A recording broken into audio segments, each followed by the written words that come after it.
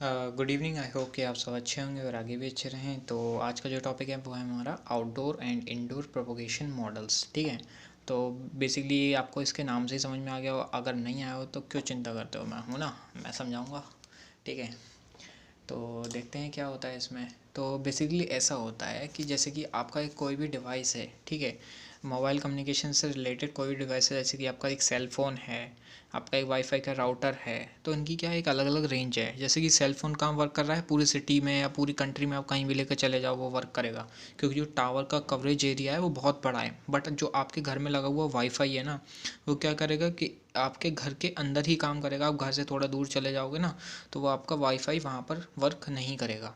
तो ये क्या होते हैं, ये प्रोपोगेशन मॉडल्स अलग अलग होते हैं कवरेज एरिया के हिसाब से, कि आपको कितना एरिया कवर करना है, क्या स्पीड आनी चाहिए, कैसा नेटवर्क होना चाहिए, तो उसके हिसाब से इसके मॉडल होते हैं।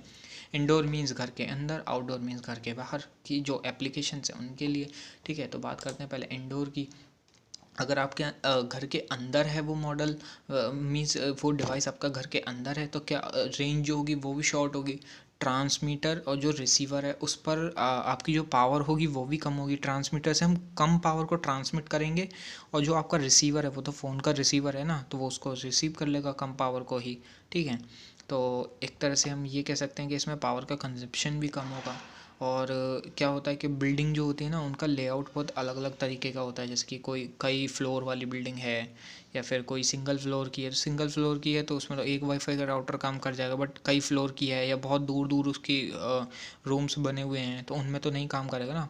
तो क्या करते हैं कि कई सारे राउटर्स का एक नेटवर्क बना देते हैं, जिससे कि क्या होता है, पूरी की पूरी बिल्डिंग कवर हो जाती है। ठीक, अब जब आउटडोर की बात आती है, तो आउटडोर में क्या होता है कि आपका एक बहुत बड़े एरिया को कवर करना है। ठीक है, तो वहाँ पर क्या होता है कि या तो आप एक बहुत बड़ा टावर लगाओ जिसके जो ट्रांसमीटर है बहुत ज़्यादा हाई पावर के सिग्नल को ट्रांसमिट करें, या फिर एक ऑप्शन आपके पास ये है कि बहुत सारे छोटे छोटे टावर लगा दो। ठीक है, पूरे एरिया को कवर करने के लिए।